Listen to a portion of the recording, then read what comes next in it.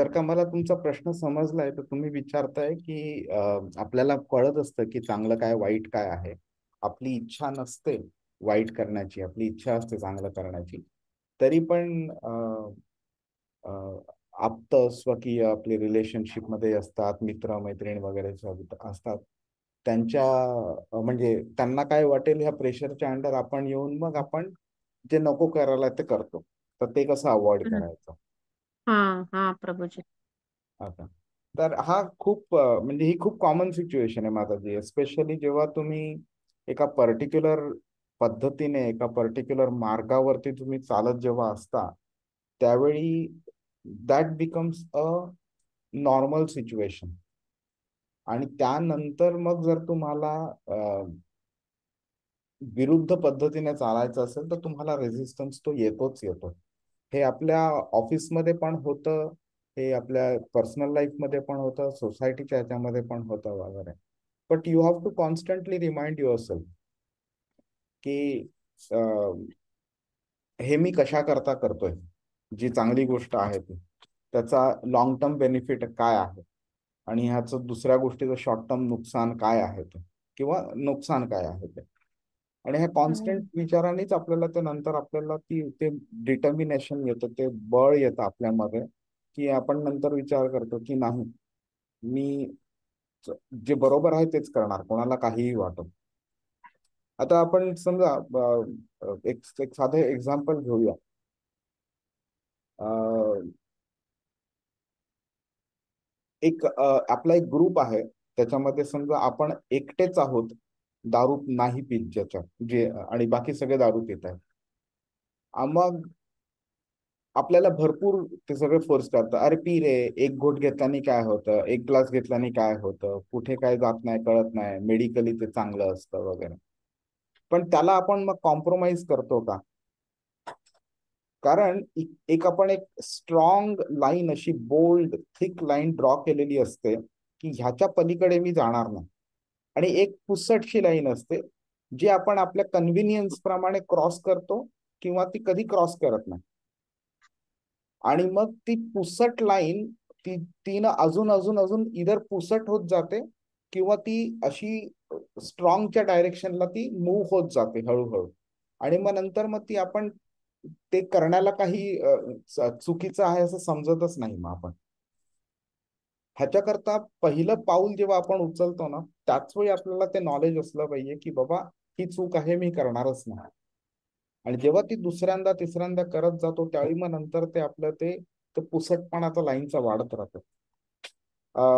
हा एक एक मी हा एक्झाम्पल मागे कधी दिलं असेल, मला आठवत नाही. पण समजा तुम्हाला मुंबईहून पुण्याला जायचंय आणि तुम्हाला माहितीये अमुक एका रस्त्यावरती जायचंय तुम्हाला, लेट्स से तुम्ही एक्सप्रेस वेला आला आहात, तुम्ही let's say just for the sake of discussion.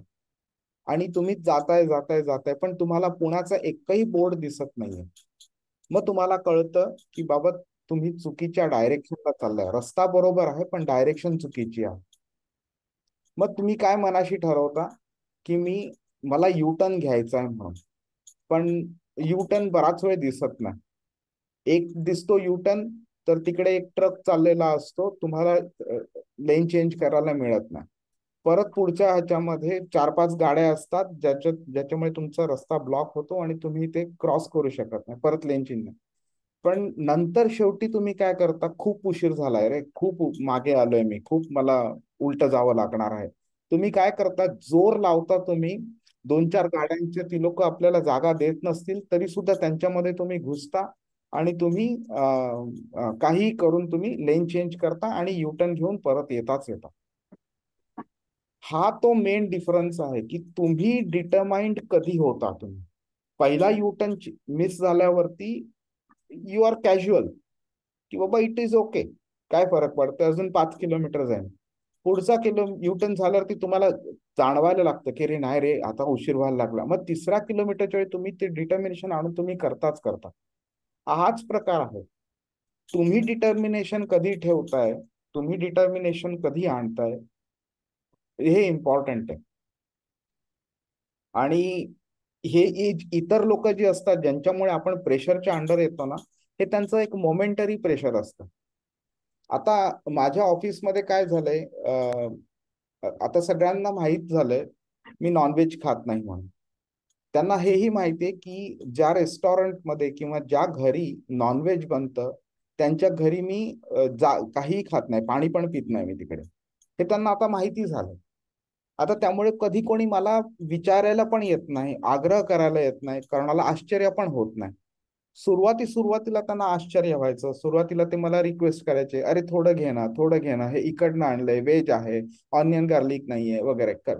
मी त्यांना सुरुवातीला थोडा मला डिफिकल्ट झालं त्यांना नाही सांगायला. पण माझी ती स्ट्रॉंग लाईन आहे, मी ती ड्रॉ करून ठेवलेली की मी हे करणार नाही म्हणजे नाहीच करणार. काय होतं मग अशा वेळी त्यांचं मग तो रेझिस्टन्स हळूहळू कमी कमी होत जातं. मग शेवटी ते एक्सेप्ट की बाबा ही व्यक्ती करणाऱ्यातली नाहीये, काही सांगून उपयोग नाहीये, ती त्याच्याच मनाचं करणार. मग ते प्रेशर एक्झिस्टच होत नाही ते कधी. But it all depends on your knowledge level and your determination.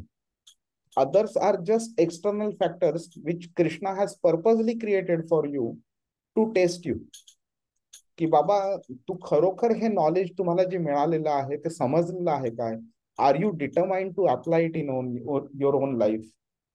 तर मग त्या त्या ह्या नॉलेजचा अर्थ आहे. कारण आपण आता भगवद्गीता शिकतोय, बघितलं तर हे फक्त ज्ञान आहे.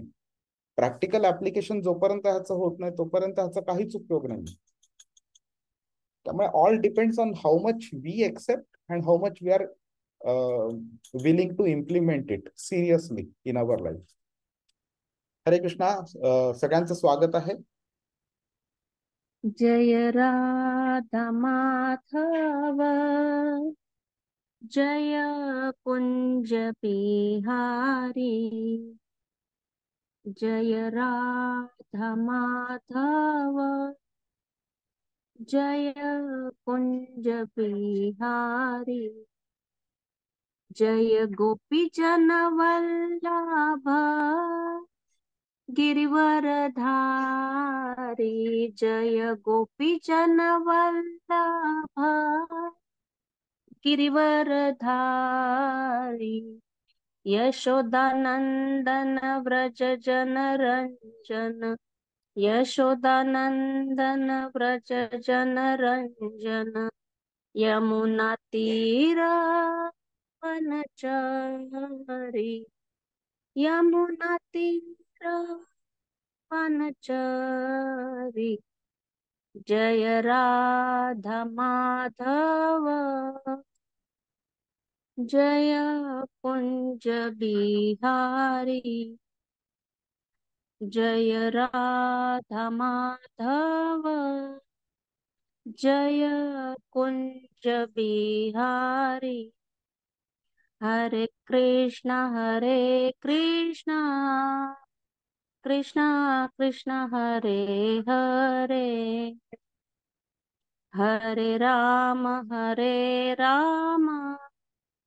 राम राम हरे हरे. हरे कृष्णा कृष्णा कृष्णा हरे हरे. जय राधा श्याम सुंदर राधा श्याम सुंदर श्याम राधा. सुंदर राधा. जय गौरानिताय गौरानिताय गौरानिताय. जय गौरानिताय. जय जय शिला प्रभुपाद शिला प्रभुपाद. जय शिला प्रभुपाद. हरिनाम संकीर्तन की जय. भगवत गीता की जय. प्रभुपाद की जय. ओम अज्ञानतिमिरान्धस्य ज्ञानाञ्जनशलाकया मिलितं येन तस्मै श्रीगुरुवे नमः. श्रीचैतन्यमनोभीष्टं स्थापितं येन भूतले स्वयं रूपः कदा मह्यं ददाति स्वपदान्तिकं. वन्देऽहं श्रीगुरुः युतपदकमलं श्रीगुरून् वैष्णवांच. श्रीरूपं साग्रजातं सहगण रघुनाथान्वितां तं सजीवं साद्वैतं सावधूतं परिजनसहितं कृष्णचैतन्यदेवं श्रीराधाकृष्णपादान् सहगण ललिता श्री विशाखान्वितं च।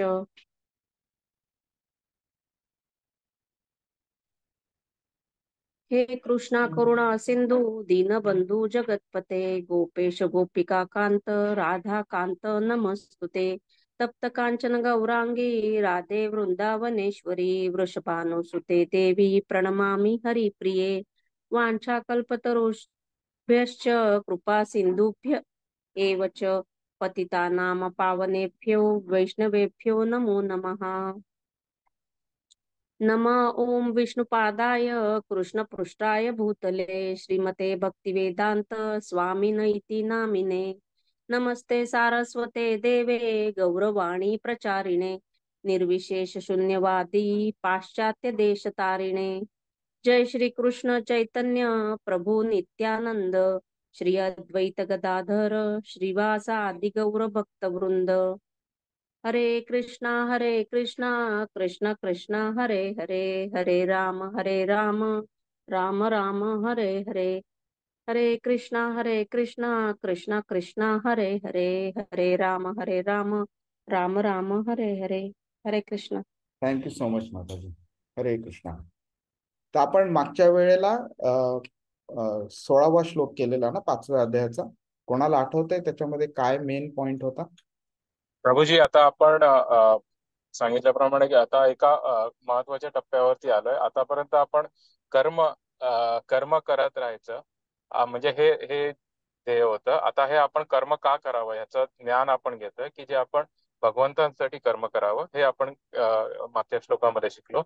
आणि जसं सूर्य जेव्हा उगवतो तेव्हा तो कसं सर्वत्र प्रकाश पसरवतो, त्याचप्रमाणे जेव्हा आपल्याला हे ज्ञान मिळतं तेव्हा आपण आपल्यामधल्या ज्या शंका कुशंका असतात त्या सगळ्यांचं निवारण होतं आणि भगवंत आपल्यावरती कृपा करतात आणि आपल्याला पुढचा मार्ग सोपा होतो. हे आपण गेल्या आठवड्यात शिकलो. जय जय. हो प्रभूजी, मला एक असा पॉइंट ऍड करायचा की ज्ञानामुळे आपल्याला why we should be detach from materialistic life आणि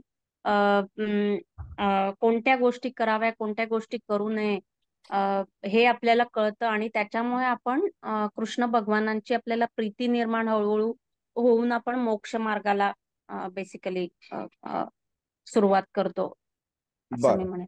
ठीक आहे. फक्त एकच पॉइंट ह्याच्यामध्ये थोडा म्हणजे मॉडिफाय करेन मी जरा, की आपण भगवद्गीता शिकतोय हे मोक्ष मिळवण्याकरता नाही करत आहोत आपण.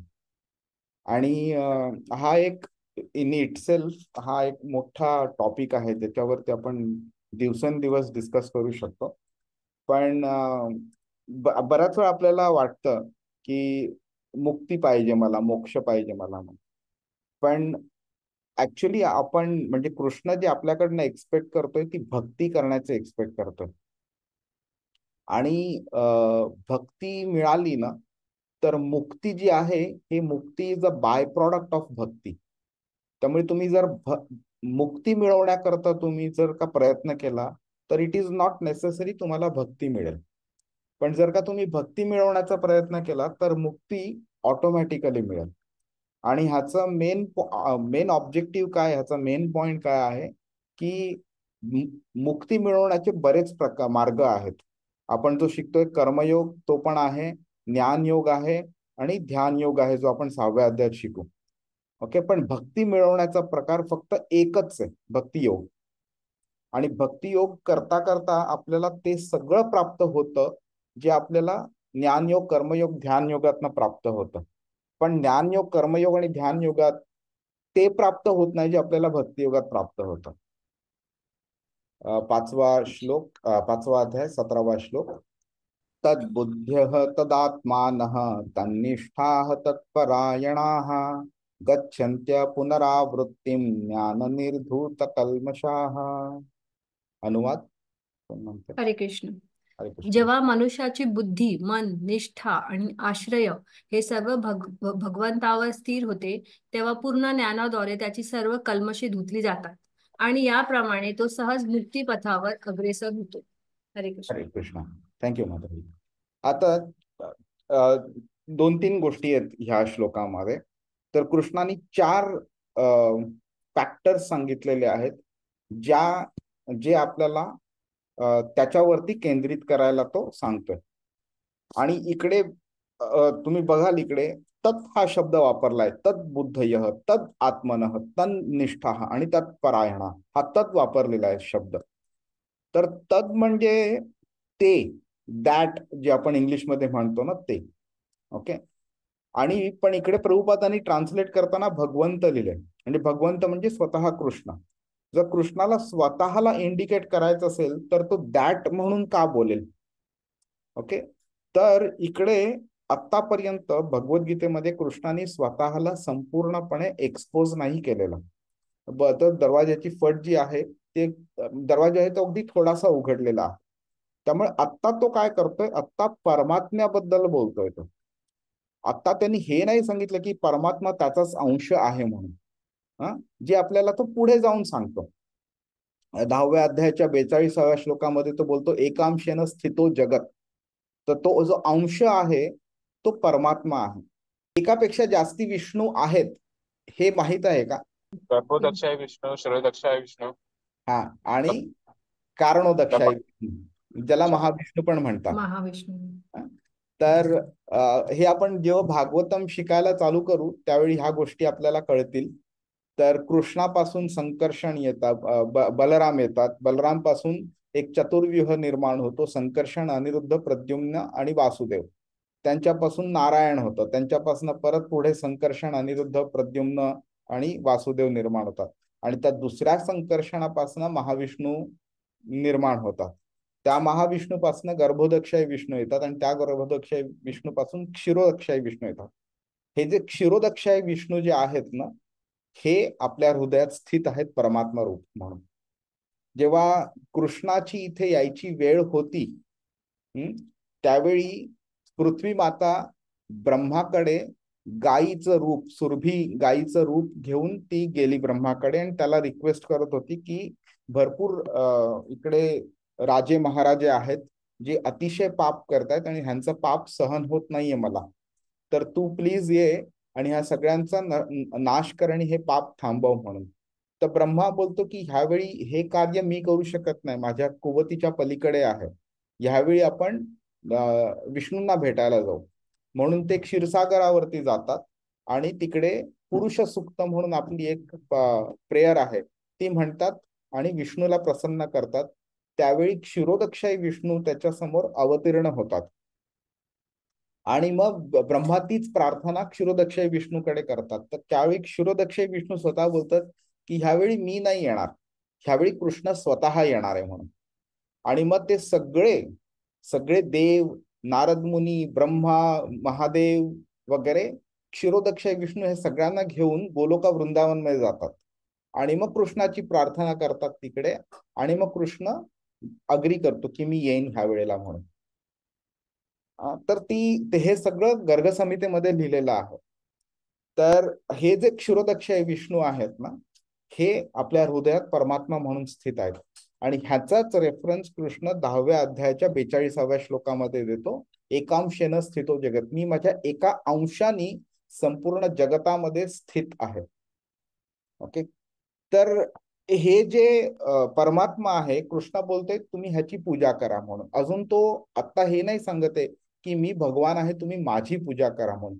तर त्या स्टेजला अजून भगवद्गीता आली नाहीये अजून.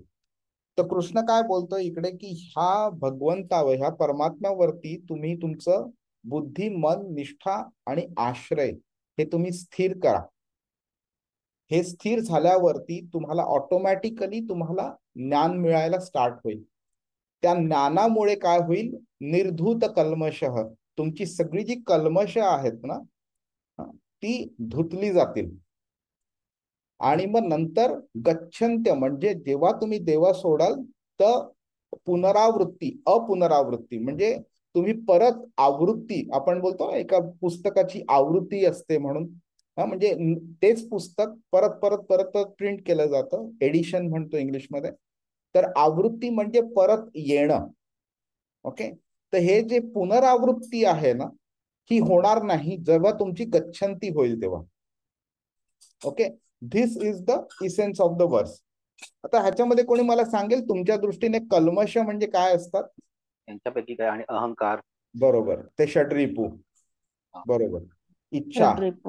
हा, अजून एक फंडामेंटल गोष्ट आहे ज्याच्यामुळे ह्या सगळ्या ज्या गोष्टी तुम्ही म्हणाल्यात ते होतं, आणि ते आज आपण शिकूया. नो प्रॉब्लेम, जर का आता सांगता नाही आलं तर ते आपण आज बघूया. आज मी थोडंसं फास्ट जाईन. तर आपण हे सगळं बघितलं, ज्ञान प्राप्त कसं प्राप्त करायचं, ज्ञानेन तद्ज्ञानम, हे त्या आधीच्या श्लोकामध्ये कसं प्राप्त करायचं ते सांगितलं. ते केल्यामुळे काय होतं ते सांगतं. आणि परमात्म्यावरती लक्ष केंद्रित करणं आणि मुक्ती कशी प्राप्त करायची हे कृष्ण आता 17व्या श्लोकापासून 26व्या श्लोकापर्यंत आता आपल्याला सांगतोय.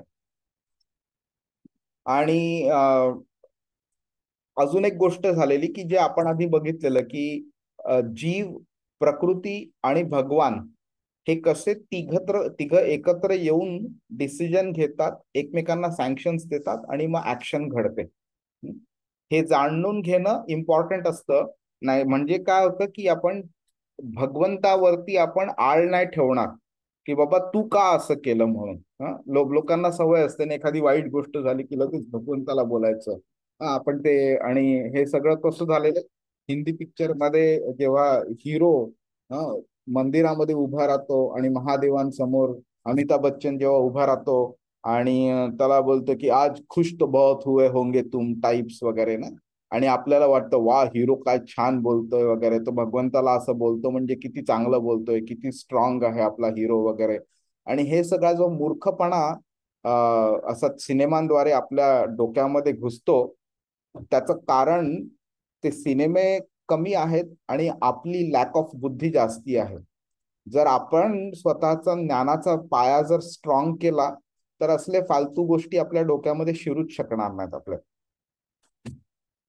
आणि हे ज्ञान मिळणं इज इम्पॉर्टंट. आणि कृष्ण बोलतो हे ज्ञान मिळाल्यावरती तुमचं अज्ञान दूर होईल तुमचं. आणि बऱ्याच वेळा असं म्हणजे लोक विचारतात हे ज्ञान कसं प्राप्त होईल. तर ज्ञान प्राप्त करायला भगवद्गीता, श्रीमद भागवतम तर आहेच आहे, पण हे ज्ञान आपल्याला सत्वगुणातनं प्राप्त होतं. आणि सत्वगुणात राहायला आपण आपली सवय केली पाहिजे. लवकर उठणं, पूजा करणं, चांगलं खाणं, म्हणजे सत्वगुणी जेवण जेवणं वगैरे, चुकीच्या लोकांचा संग त्याग करणं, ह्याच्यामुळे आपला सत्वगुणाची वृद्धी होते आणि रजोगुण आणि तमोगुण कमी होतो आपला, आणि आपला ज्ञान वाढत जातं. हरे कृष्ण. आता आपण एक एक छोट्या गोष्टी बघत जाऊया की कोणत्याही ह्याच्यामध्ये जेव्हा आपण इन्व्हॉल्व्ह होतो त्यावेळी आपली चेतना काय आहे दॅट बिकम्स इम्पॉर्टंट. तर ह्या श्लोकामध्ये सुद्धा काय बोलतोय कृष्ण की आपली चेतना कोणत्याही परिस्थितीमध्ये कृष्णाकडे गुंतलेली असली पाहिजे. आणि आपली चेतना काय असते तर चेतना आपली इन्फ्लुएन्स होते ह्या 4 फॅक्टर्समुळे. बुद्धी, आपलं निष्ठा, आपलं हृदय, आपल्या भावना कशा आहेत, आपला विश्वास कसा आहे वगैरे. आणि त्याच्या बेसिसवरती मग आपण इधर कृष्णामध्ये इन्व्हॉल्व्ह होतो किंवा इतर गोष्टीमध्ये इन्व्हॉल्व्ह होतो. जर कृष्णामध्ये इन्व्हॉल्व्ह झाला तर तो आपल्याला ज्ञान प्रदान करत राहतो आपल्याला. आणि मग जर का जेव्हा हे ज्ञान मिळत जातं त्यावेळी ते ज्ञान काय करतं, निर्धूत म्हणजे धुवून टाकतं अक्षरशः. कशाला? कल्मश जी असतात ते. तर आता कल्मश कसली आहेत ते बघूया आपण पुढे. पण बऱ्याच ठिकाणी म्हणजे 4थ्या अध्यायामध्ये 10व्या श्लोकामध्ये सुद्धा कृष्ण बोललाय बहवो ज्ञान तपसा. भरपूर लोकांनी ह्या ज्ञानाद्वारे त्यांनी तो जो प्युरिफिकेशन जे आहे, पूतामद भाव मागतः, हे प्युरिफिकेशन जे आहे ते अचीव केलेलं आहे. आणि 38व्या श्लोकामध्ये सुद्धा कृष्ण बोलतो 4थ्या अध्यायाच्या नाही ज्ञानेन सदृशम पवित्रम इह विद्यते. मिनिंग ह्या ज्ञानाच्या पलीकडे असं पवित्र असं काहीच नाहीये. आणि हे ज्ञान इतकं पवित्र आहे की त्या सगळं अपवित्र जे आहे त्या सगळ्या अपवित्राला ते शुद्ध करून टाकतं. आणि एकदा का व्यवस्थित आपल्याला ज्ञान मिळालं, चांगलं काय वाईट काय कळलं, तर मग नंतर व्हॉट रिमेन्स, जसं आपण आता क्लास चालू करण्यापूर्वी बोलत होतो की आपलं determination is the next factor, की आपल्याला कळतंय चांगलं काय वाईट काय आहे. मग जर का वाईट नाही करायचं तर आपली डिटर्मिनेशन, आपली कृष्णाकडे भक्ती आपली स्ट्रॉंग असली पाहिजे.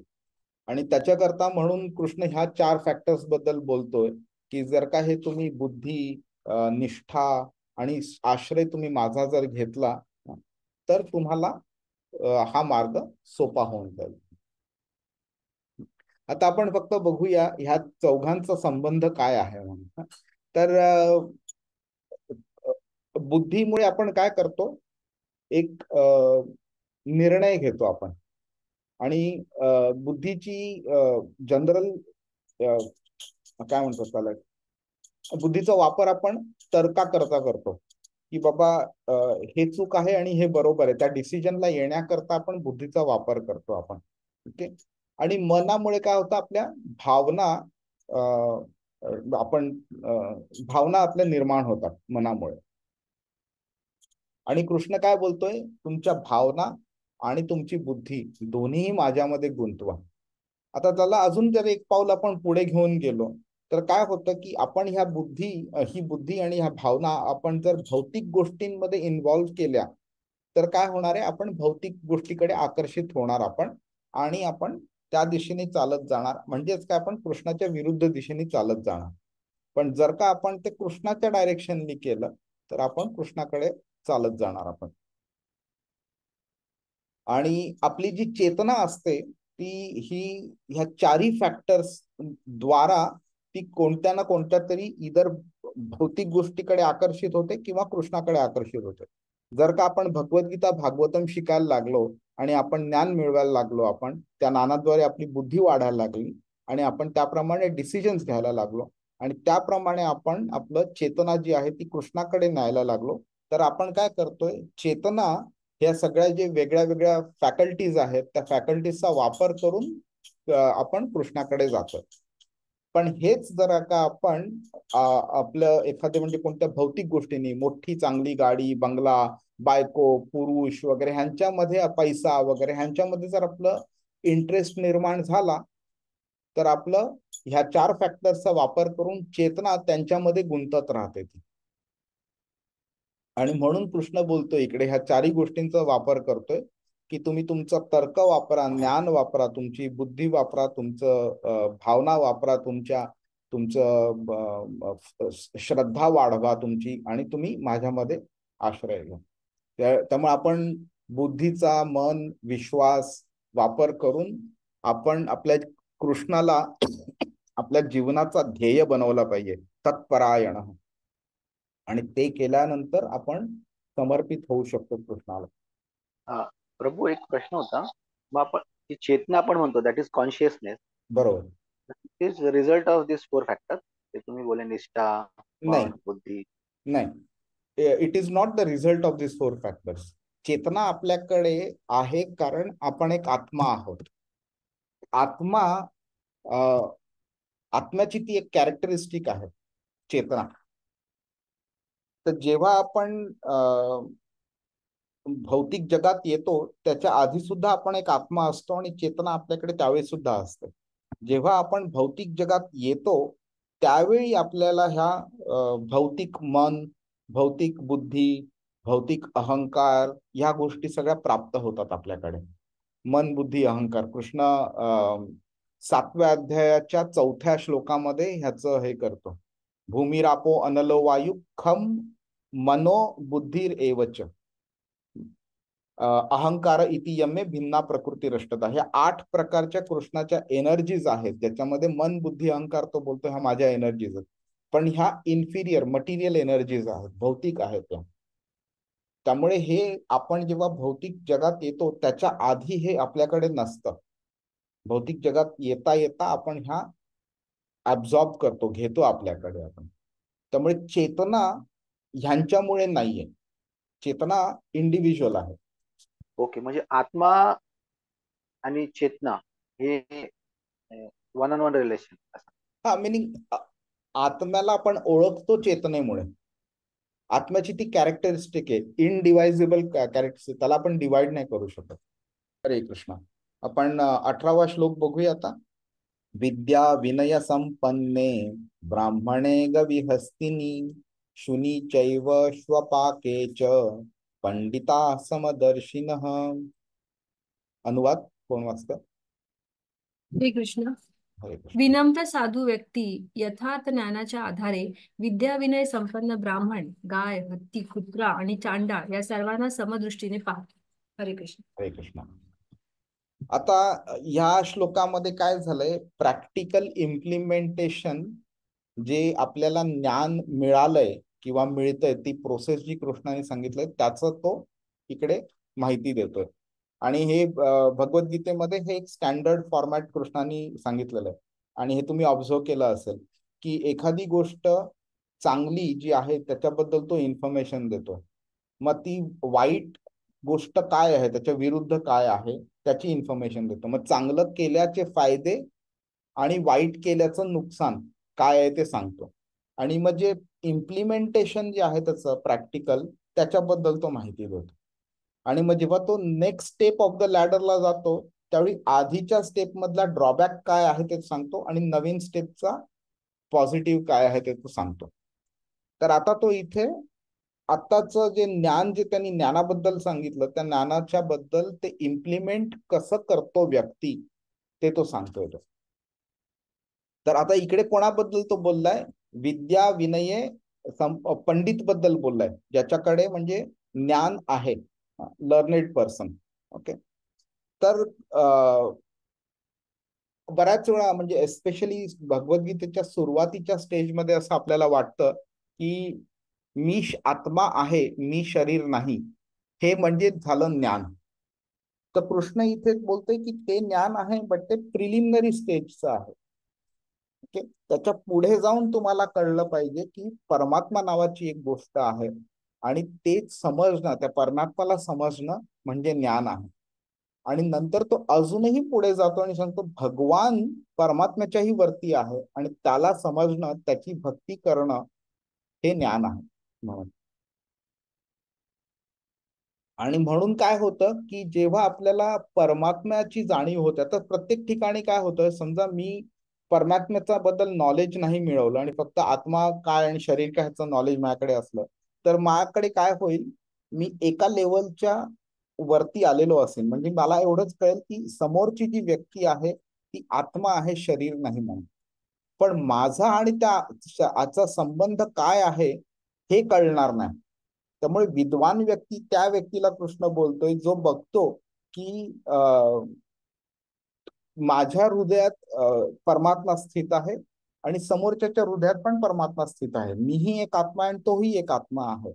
आणि परमात्मा की माझे कर्म, त्या समोरच्या व्यक्तीचे कर्म आम्हाला सगळ्यांना तो कसा व्यवस्थित न्याय देतोय, आमच्या चुकींकडे कसा तो दुर्लक्ष करतोय आणि सगळ्या जीवांची इच्छा कशा पूर्ण करतो तो आणि निपक्षपातीपणे करतो ते, हे तो सगळं नोटीस करत असतो.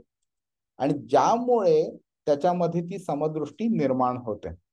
सुहास प्रभू बोला. प्रभूजी, ते तुम्ही प्रश्न विचारला परमात्मा म्हणजे काय, मत काय, आणि आपण ते 3 विष्णू त्याच्याकडे डायव्हर्ट झालो आपण. शेवटी परमात्मा म्हणजे म्हणजे वन टाइप ऑफ विष्णू आहे का तो? हा, म्हणजे टेक्निकली जर बघितलं तुम्ही तर क्षीरोदक्षाई विष्णू हे आपल्या हृदयात परमात्मा रूपी स्थित आहेत, टेक्निकली बघितलं. पण अजून एका लेवलला बघितलं तर विष्णू आणि कृष्णामध्ये काही डिफरन्स नाही. पण अगदी तुम्ही सखोल जायचा प्रयत्न केला तर तुम्हाला कळेल की कृष्ण आणि विष्णू वगैरे ह्यांचं रिलेशनशिप काय आहे ते वगैरे. त्यामुळे ब्रह्मसंहितेमध्ये ब्रह्मा म्हणतात की एका ज्योतीने दुसऱ्या ज्योतीची ज्योत निर्माण केली, एका कॅन्डलनी दुसरी कॅन्डल आपण प्रज्वलित जर केली तर दोन्ही कॅन्डल्स मध्ये आपल्याला काही डिफरन्स जाणवत नाही, पण तरी सुद्धा त्यातली एक ओरिजिनल कॅन्डल असते. तर तसा आहे तो कृष्ण आणि विष्णूतला डिफरन्स.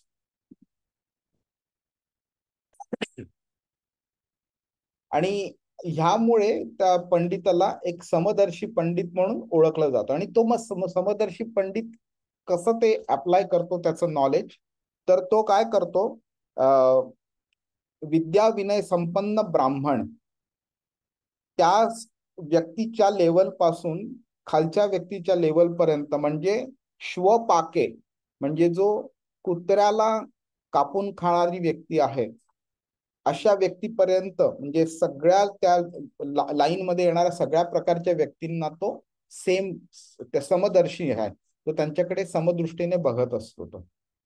आणि अॅनिमल्सची कॅटेगरी पण दिलेली आहे, जे आपण पुढच्या ह्याच्यात बघूया. अशी व्यक्ती, त्याला आपण एक पंडित म्हणून समजू शकतो, विद्वान समजू शकतो, आणि त्याला त्याचे ज्ञान आहे ते परिपूर्ण आहे. आणि अशा विद्या आपल्याला नम्रतेकडे घेऊन जाते. आणि म्हणून आपण बघितलं ना, विद्या विनयेन शोभते, अशी मराठीमध्ये म्हण आहे ना. तर विद्या असली आणि विनय नसला तर त्या विद्येला काही फायदा नाहीये. आणि म्हणून इथे कृष्ण बोलते विद्या आणि विनय या दोघांनी संपन्न जो ब्राह्मण आहे, तो ब्राह्मण अगदी टॉप लेवलचा आहे तो. हरे कृष्ण. आता आपण जरा थोडस डिटेलमध्ये जाऊन बघू ह्याच्याकडे. तर दोन प्रकारचे लिव्हिंग एंटिटीज, जीव ह्याच्यामध्ये मेन्शन केलेले आहेत ह्या श्लोकामध्ये. पहिला जे आहे ती माणसांची कॅटेगरी आहे. ओके, त्यांचं क्लासिफिकेशन कसं केलंय ते आपण बघूया. तर एकदम शीर्षस्थानी म्हणजे कृष्णाने एकदम टॉपमोस्ट आणि एकदम लोएस्ट अशा कॅटेगरी घेतलेल्या आहेत. म्हणजे मध्ये जे आहेत ते इन्क्लुडेड आहेत हे इम्प्लिसिटली आपण समजू शकतो. आणि एकदम टॉपमोस्ट लेवलला कोणतं आहे, विद्या विनय संपन्न ब्राह्मण, म्हणजे ब्राह्मणांमध्ये सुद्धा भरपूर कॅटेगरीज आहेत. खरं तर आज जर तुम्ही बघितलं कलियुगामध्ये, तर श्रीमद भागवतम मध्ये सांगितल्याप्रमाणे ब्राह्मण हे फक्त एक पदवी असल्यासारखं आहे. ऍप्लिकेशन भरपूर कमी आहे लोकांचं. आणि कलियुगामध्ये लोकांना एक्सटर्नली आपण ओळखू शकतो. हे कसं ओळखू शकतो, हे श्रीमद भागवतम मध्ये 12व्या स्कंधाच्या 3ऱ्या अध्यायामध्ये सांगितलेलं आहे, सिम्पटम्स ऑफ कलियुग म्हणून त्याच्यामध्ये सांगितलेलं आहे. त्याच्यामुळे एका श्लोकात शुकदेव गोस्वामी म्हणतात की फक्त जानवं घातलं तर लोक स्वतःला ब्राह्मण समजतील, अशी वेळ येणार आहे कलियुगामध्ये. आणि हे आज प्रॅक्टिकली आपण बघतो ना, लोकांना ब्राह्मण ह्या शब्दाचा खरा अर्थ पण नाही माहिती. ब्राह्मणाचा ह्या शब्दाचा अर्थ की ब्रह्म जानाति इति ब्राह्मण. या व्यक्तीला अध्यात्म समजलेला आहे, ब्रह्म काय आहे समजलेलं आहे, त्या व्यक्तीला ब्राह्मण म्हणून म्हटलं जातं. पण त्या स्टेजची व्यक्ती तर आज नाहीच आहे. फक्त काय आहे, तर जे जानवं घालतील ते स्वतःला ब्राह्मण समजतात, आणि ती स्टेज आलेली आहे. त्यामुळे विद्या विनय संपन्न ब्राह्मण ही प्रॅक्टिकली सोसायटीमध्ये अनअवेलेबल अशी एक व्यक्ती आहे. तो कृष्ण काय बोलतो की ह्या व्यक्तीच्या कॅटेगरी पासून, ह्या स्टेज पासून, ही एकदम टॉपमोस्ट स्टेज झाली, ह्या स्टेज पासून खालच्या स्टेज पर्यंत जर गेलो तर कुत्रे खाणारे जी व्यक्ती असतात ना, कुत्र्यांचं मटण खातात, त्यांना चांडाळ म्हटलं जातं. तर ह्या चांडाळांना पर्यंत, ओके, सगळ्या व्यक्तींना हा जो पंडित आहे तो समदर्शीने बघत असतो. आणि आता तुम्हाला वाटेल की कुत्रं खात आहेत तर म्हणजे हे लोएस्ट कसं झालं म्हणून वगैरे. तर आपल्या शास्त्रामध्ये की on a ideal basis non veg खाऊ नाही. ओके, पण तरी सुद्धा काही लोकांची इच्छा असते की त्यांना खायची इच्छा निर्माण होते. मग अशा वेळी त्यांना अमुक एका पद्धतीने खाण्याची मुभा दिलेली आहे. त्याच्यामध्ये सुद्धा त्यांना सांगितलेलं की काय खावं आणि काय खाऊ नये म्हणून. ओके, तर थोडस मी याबद्दल जरा सांगतो मी की काही प्राणी आहेत ज्यांना खाल्लं तर एक वेळ चालेल असं शास्त्र सांगतं. पण ते काय सांगतं की त्यांना कोणत्या पद्धतीने मारणं आणि नंतर खाणं हे पण शास्त्र सांगतं. तर त्याच्यात त्यांनी सांगितलेलं आहे की अमावस्येच्या दिवशी त्या प्राण्याला तुम्ही स्मशानात न्यायचं. रात्रीच्या 12 वाजता, म्हणजे रात्रीचा जो प्रहर असतो त्यावेळी न्यायचं. तिकडे तुम्ही त्याला नेल्यानंतर त्याला कापण्याआधी त्याच्या कानामध्ये एक मंत्र म्हणायचा.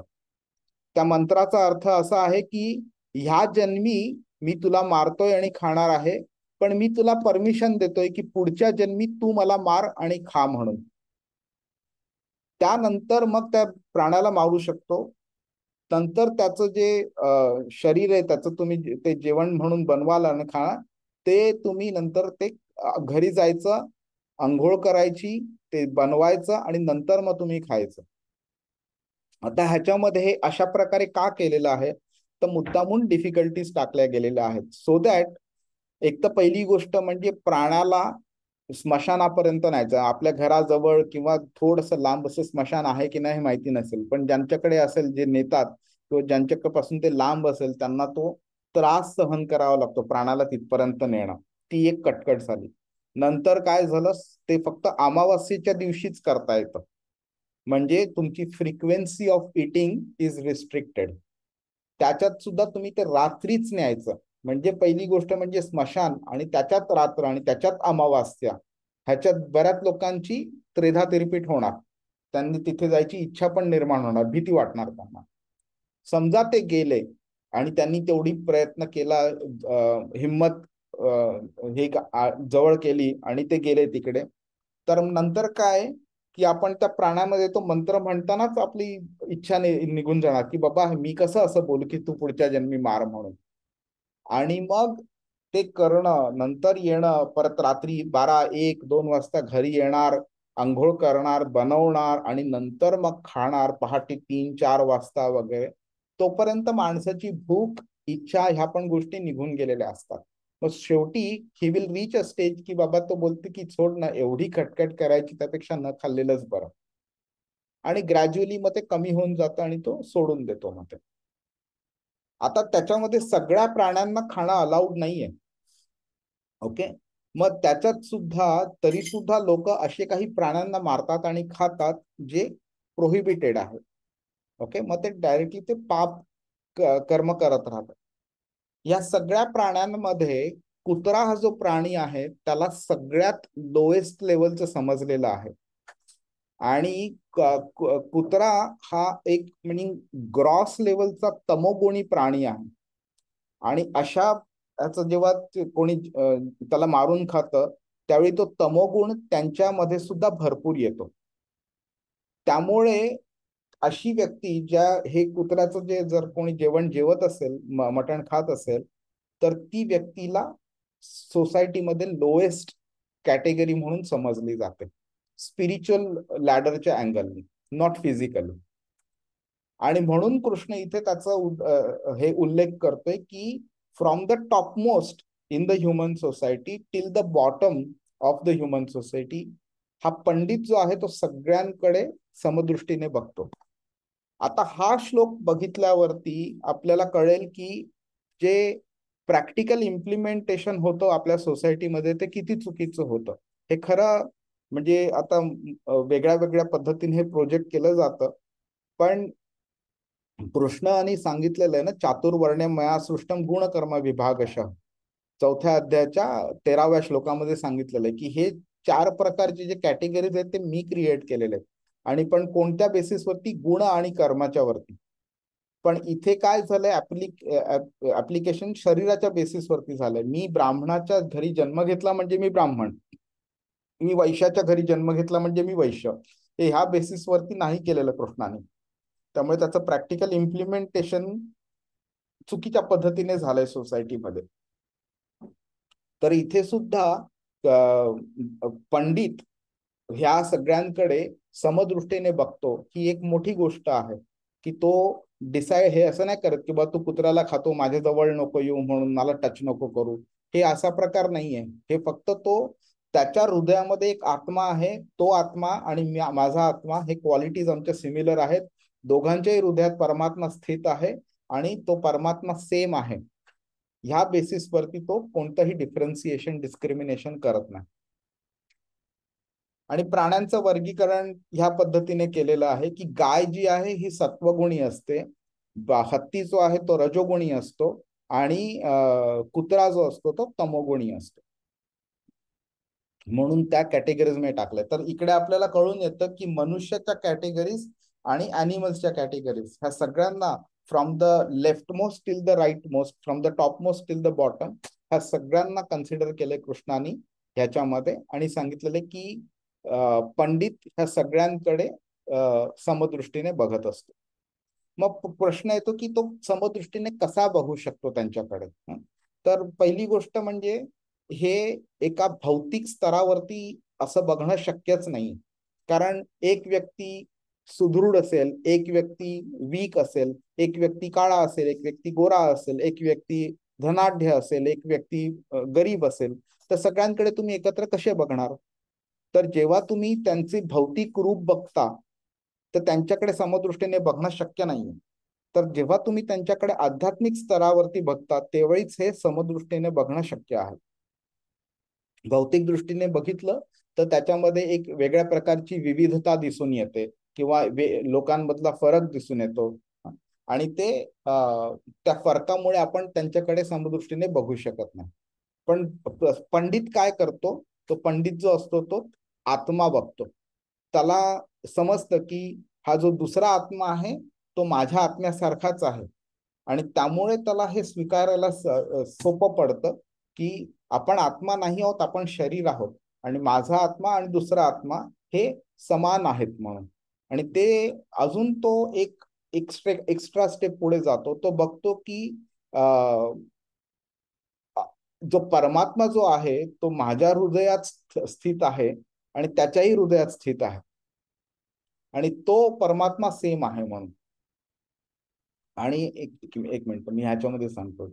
तो जेव्हा परमात्म्याला बघतो तो दोघांमध्ये स्थित आहे म्हणून वगैरे, त्यावेळी त्याला कळत असतं की हा परमात्मा सगळ्या प्राणी मात्रांवरती तेवढंच प्रेम करतो, सगळ्यांच्या इच्छा तो पूर्ण करतो आणि हा परमात्मा एकच आहे. त्याच्या हृदयातला माझ्या हृदयातला तो वेगळा नाहीये. म्हणून त्याला कळत असतं की जर का मी ह्या परमात्म्याचा रिलेटिव्ह आहे आणि तो दुसरा व्यक्ती सुद्धा त्या परमात्म्याचा रिलेटिव्ह आहे, तर मी जर माझ्या परमात्म्यावरती प्रेम करतोय आणि तो त्याच्यावरती प्रेम करतोय आणि हे दोघे परमात्मे सेम आहेत, तर मी त्या दुसऱ्या आत्म्यावरती प्रेम केलंच पाहिजे. आणि म्हणून तो दोघांकडे समदृष्टीने बघत बसतो. तो परमात्मा सगळ्यांची काळजी घेतो, सगळ्यांचं संरक्षण करतो, सगळ्यांच्या इच्छा पूर्ण करतो आणि तो इक्वली करतो, निपक्षपातीपणे करतो. असं नाही की तो मला जास्ती किंवा मला कमी, दुसऱ्याला जास्ती वगैरे असं नाही करत येतो. त्यामुळे त्या परमात्म्याशी मी रिलेटेड असल्यामुळे त्या आत्म्याशी दुसऱ्या आत्म्याशी मी ऑटोमॅटिकली रिलेट होतो. आणि ही आध्यात्मिक दृष्टी जेव्हा आपण ठेवतो त्याचे बेनिफिट्स काय असतात समाजाला, ते जर आता आपण पटकन बघून घेऊया. की ही जी समानता जी आहे ना, इक्वॅलिटी वगैरे जी आहे, हा ह्याच्या मागे एक फंडामेंटल बेसिस आहे. ओके. ती जी समानता आहे ती विद्वान व्यक्ती जी असते त्याचा तो एक दृष्टिकोन बनतो. कोणालाही बघण्याच्या जी पद्धत आहे तो ह्या दृष्टिकोनातनं बघत असतो तो. आणि तो दोघांना, आत्म्याला पण बघतो, परमात्म्याला पण बघत असतो. ह्या बेसिसमुळे काय होतं, एक जी समाजामध्ये मी आणि समोरची व्यक्ती हे वेगळे आहोत आणि ते वेगळे समजण्याचे वेगळे वेगळे फॅक्टर्स आहेत, हे फॅक्टर्स सगळे एलिमिनेट होतात. आपल्या समोरच्या व्यक्तीकडे निगेटिव्ह पद्धतीने, नकारात्मक पद्धतीने किंवा द्वेषाच्या दृष्टीने बघणं हे बंद होऊन जातं. आपल्याला काय होतं की समाजामध्ये आपल्याला जेव्हा आपण डिवाइड होतो त्यावेळी बरेच रिझन्स असतात डिवाइड होण्यामध्ये. पुरुष स्त्री, काळा गोरा, हिंदू मुस्लिम, भारतीय, अमेरिकन, पाकिस्तानी वगैरे, किंवा वंश, मी ब्राह्मण, मी क्षत्रिय, मी तो मी श्रीमंत, तो समोरचा गरीब आहे वगैरे. ह्या बेसिसवरती लोक एकमेकांना डिवाइड करतात. ओके. आणि मग तो भेदभाव निर्माण झाल्यावरती नंतर तो त्याची मग एनिमिटी मध्ये वगैरे काय होतं त्याला, म्हणजे संघर्ष एक प्रकारचा निर्माण होतो, जे होणार नाही. जर प्रत्येक व्यक्तीने समोरच्या व्यक्तीकडे आत्मा आणि परमात्मा त्याच्यात स्थित आहे ह्या पद्धतीने जर बघितलं तर एक बंधूची भावना जी असते ती निर्माण होते. पण ह्याचा अर्थ असा नाही की फिजिकली सुद्धा व्यक्ती त्याचप्रमाणे रिलेट करतो. आपल्या घरी समजा एक मांजर किंवा कुत्रा असला किंवा रस्त्यावरती चालणारी एक गाय असली तर त्या गायीला आपण कसं गोंजारतो, तिला खायला देतो, तिच्या बाजू तिला मिठी मारतो, आलिंगन देतो तिला वगैरे. पण तेच गोष्ट आपण एका सिंहाबरोबर नाही करणार, वाघाबरोबर नाही करणार.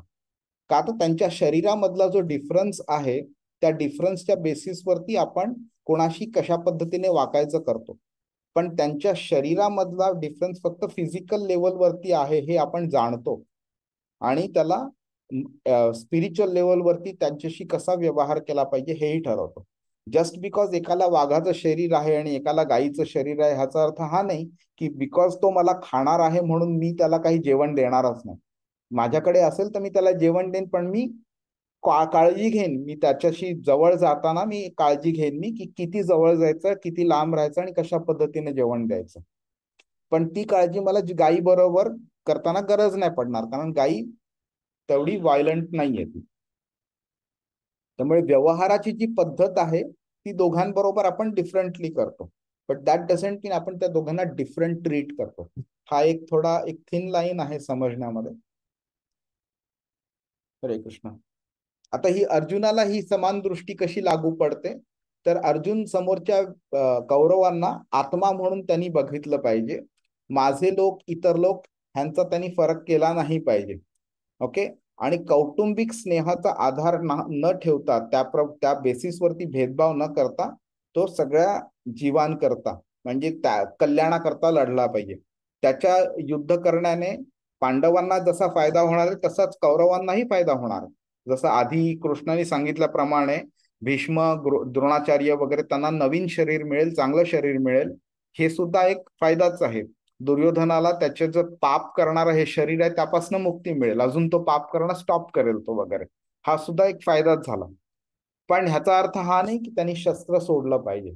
त्यांनी शस्त्र क्षत्रिय आहे म्हणून त्यांनी ते शरीराचा तो धर्म आहे तो पार पाडलाच पाहिजे त्यांनी. अनफॉर्च्युनेटली दुर्योधनाकडे अशी दृष्टी नव्हती. जर ती असती तर त्यांनी ह्यांचं राज्य बळकावलं नसतं, द्रौपदी मातेशी असा दुर्व्यवहार केला नसता त्यांनी आणि ही स्टेज आलीच नसती. हरे कृष्ण. मी हे थोडस पटकन बघतो.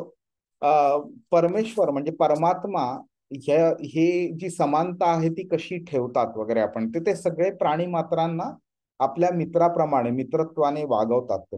नंतर कोणाची फिजिकल कंडिशन ची विचार न करता ते एका आत्म्याकडे आत्मा म्हणून बघतात आणि म्हणून त्या आत्म्याची एवढी काळजी करत असतात की शरीर सोडल्यानंतर सुद्धा ते आत्म्याबरोबर कंटिन्युअसली नव्या नव्या शरीरात जात राहतात. त्यामुळे परमात्मा कधी आत्म्याचा साथ जो असतो तो कधी सोडत नाही. ब्राह्मण किंवा चांडाळ किंवा गाय किंवा कुत्रा, हत्ती जे काय असतो त्यांचं शरीर जरी सारखं नसलं तरी सुद्धा आत्मा सगळ्यांमध्ये आहे आणि म्हणून परमात्मा त्या आत्म्याबरोबर प्रत्येक शरीरामध्ये आहे. अजून एक अँगल येतो ह्याच्यामध्ये, मी पटकन सांगायचा प्रयत्न करतो. वेळ किती आहे? ओके, तसा वेळ झालाय. एक फक्त 5-7 मिनिटं घेतो तुमची जरा जास्ती.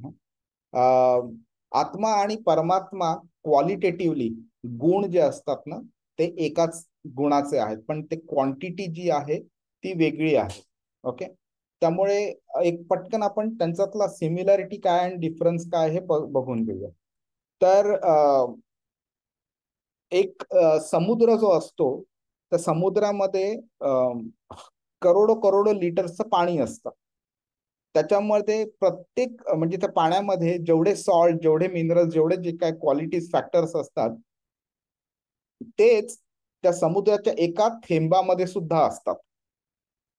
पण म्हणजे क्वालिटी वाईज समुद्राच्या पाण्याचा एक थेंब आणि समुद्र ह्या दोघांमध्ये काही डिफरन्स नसतो.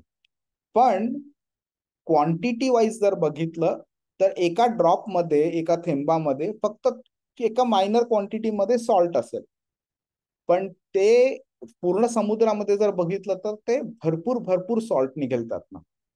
बरोबर. तर म्हणजेच काय झालं, qualitatively they are same, quantitatively they are different. तोच डिफरन्स आहे आत्मा आणि परमात्म्यामध्ये.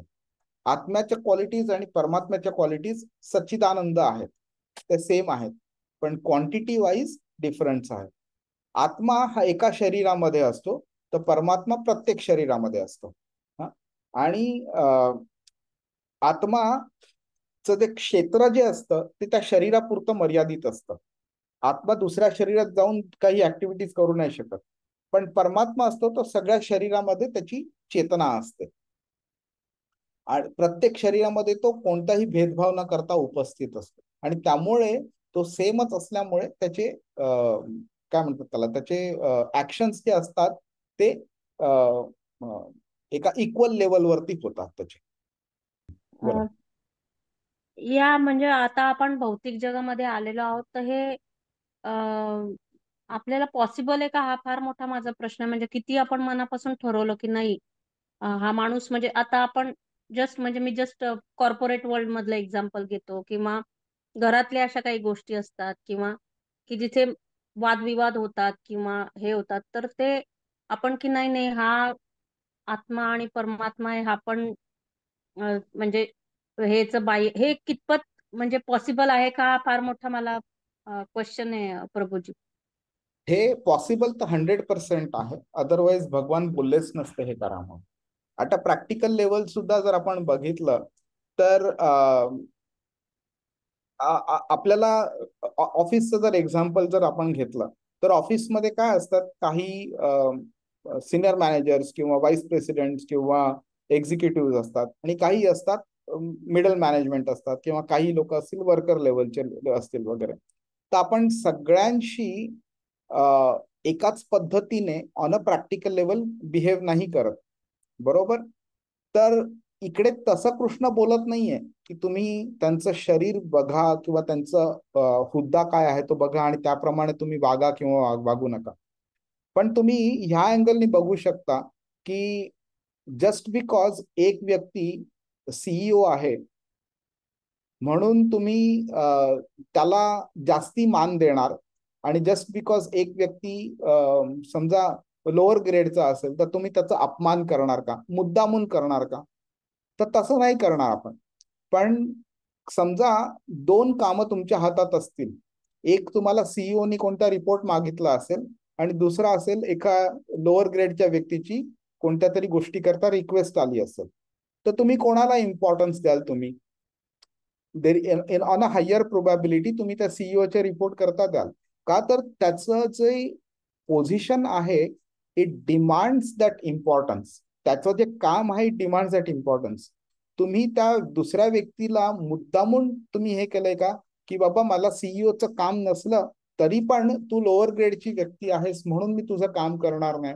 असं नाही करायचं. तुम्ही तुमच्याकडे वेळ मर्यादित आहे, तुम्हाला प्रायोरिटाईज केलंच पाहिजे, आणि त्या प्रायोरिटीच्या बेसिसवरती तुम्ही ठरवलं की हे माझे सेट रूल्स ऑफ प्रायोरिटी आहेत.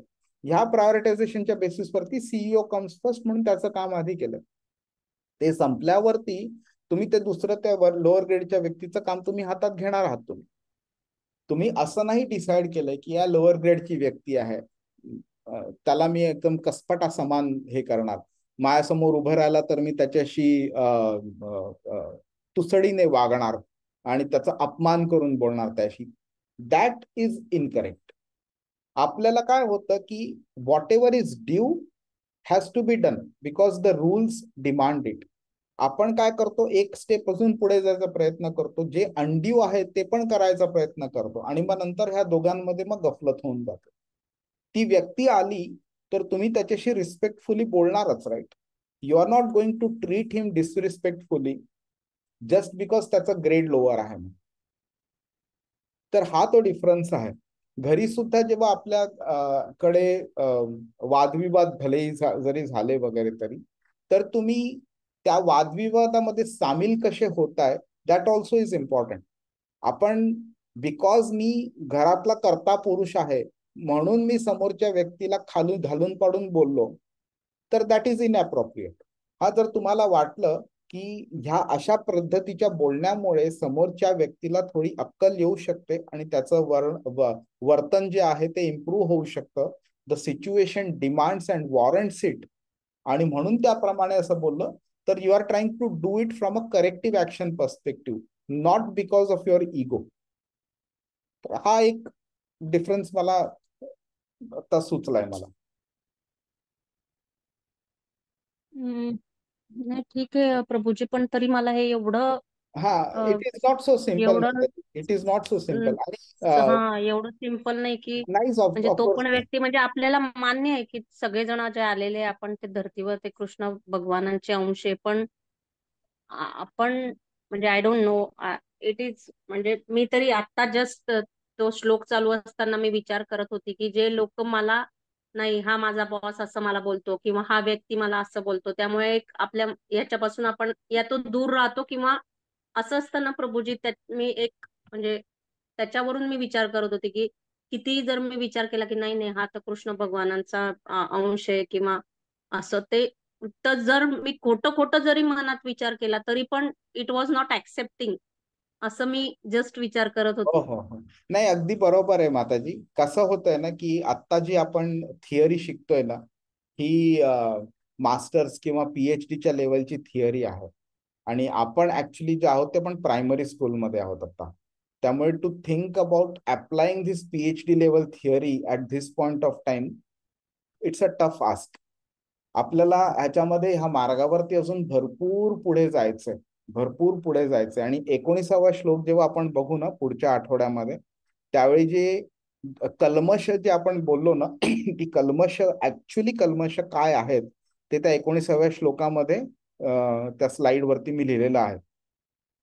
त्यावेळी कळेल की ह्या गोष्टींना आपण कल्मश म्हणून माहितीच नव्हतं ही कल्मश आहेत म्हणून. तर आपण त्या स्टेजला गेलो की नंतर मग ह्या प्रॅक्टिकल इम्प्लिमेंटेशनच्या स्टेजचा आपण विचार करू शकतो. त्यामुळे आता हे प्रॅक्टिकली अप्लाय करायला इट्स नॉट सो सिम्पल. आणि हा म्हणजे मी असं नाही म्हणते प्रभूजी की मी ऍक्सेप्ट नाही करत, पण हे एवढं साधी सोपी गोष्ट नाही वाटत आहे म्हणजे हो, इम्प्लिमेंट अगदी बरोबर, करायला. अगदी बरोबर. आणि कृष्णाचा ऑब्जेक्टिव्ह सुद्धा तोच आहे. मी आता तो पूर्णपणे डिस्क्लोज नाही करत आहे, पण कृष्ण आपल्याला एक एक एक एक एक एक दोन दोन रस्ते आहेत. हा, कर्मकांड, कर्मयोग, ज्ञानयोग, ध्यानयोग हा एक रस्ता झाला आणि दुसरा आहे भक्तियोग आहे. कृष्ण आपल्याला काय करतोय, ह्या रस्त्यावरती आधी चालायला नेतोय तो आपल्याला जाणवण्याकरता, आपल्याला जाणवण्याकरता की हा रस्ता किती डिफिकल्ट आहे म्हणून. आणि मग नंतर तो दुसरा रस्ता आपल्याला सांगणार आहे की हा रस्ता किती सिंपल आहे, जेव्हा तो भक्तियोग सांगेल तेव्हा. तर आता आपण त्या स्टेजला चालायला अर्ध्यावरती आलेलो आहे आपण. कर्मकांड आपल्याला जाणवलं की ते सिंपल आहे करणं. ना, कर्मयोग, सकाम कर्मयोग समजा तो पण सिंपल होता, निष्काम कर्मयोग थोडा डिफिकल्ट गेला, आणि हा तर डीपर ऍस्पेक्ट ऑफ कर्मयोग आहे, तो अजूनही डीप आहे. जेव्हा तुम्ही ज्ञान योगावरती याल तेव्हा तुम्हाला तो अजूनही डिफिकल्ट जाणवेल, अजूनही तुम्हाला वाटेल की तो प्रॅक्टिकली इम्प्लिमेंटेबल नाहीये. ध्यान योगावरती याल तेव्हा तो बोलेल की हे इम्पॉसिबल आहे म्हणून. आणि त्या ठिकाणी अर्जुन कृष्णाला 36व्या आणि 37व्या श्लोकामध्ये 6व्या अध्यायाच्या प्रश्न विचारतो की बाबा हे इम्पॉसिबल आहे, जे काही तुम्हाला सांगितलेलं हे प्रॅक्टिकली नॉन इम्प्लिमेंटेबल आहे म्हणून. त्यावेळी कृष्ण नंतर मग भक्तियोग शिकवायला चालू करतो. आणि तो ह्या स्टेजला आपल्याला तो नेतोय, त्या आपण त्या रस्त्यावरती आहोत. त्यामुळे तुम्हाला ते जाणवतं हे डिफिकल्ट आहे अप्लाय करायला. आणि what you have said is perfectly right. म्हणून तुम्हाला ना भक्तियोग जेव्हा चालू होईल त्यामुळे तुम्हाला जाणवेल की ते किती सिंपल आहे आणि किती फर्स्ट क्लास आहे पण. त्यामुळे थोडस एक 6वा अध्याय होईपर्यंत जस्ट तुम्ही फक्त हे ज्ञान म्हणून ऍब्झॉर्ब करा, आणि नंतर तुम्हाला ऑटोमॅटिकली एक पॅराडाइम शिफ्ट जाणवेल तुम्हाला द मेसेजच्या डेप्थ बद्दल आणि सिम्प्लिसिटी बद्दल. 7वा अध्याय जेव्हा जसं चालू होईल तेव्हा. हरे कृष्णा. Hare Krishna, Krishna